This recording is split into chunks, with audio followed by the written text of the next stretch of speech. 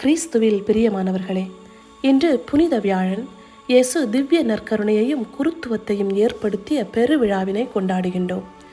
இயேசு சீடர்களின் பாதங்களை கழுவினார். திவ்ய நற்கருணை மூலம் எப்பொழுதும் நம்மோடு அவர் இருக்கின்றார்.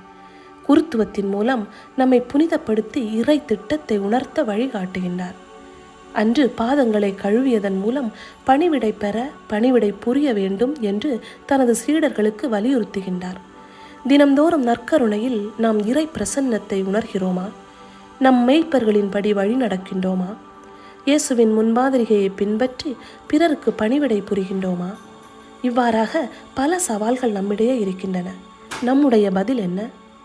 ஆண்டவராகிய இயேசுவே, நற்கருணையில் உமது அன்பின் பிரசன்னத்தை நான் இன்னும் ஆழமாக உணர்ந்து கொள்ள எனக்கு அருள் தாரும். பிறருக்கு செய்யும் பணிவிடையில் முகம் காண எனக்கு உதவி அருளும்.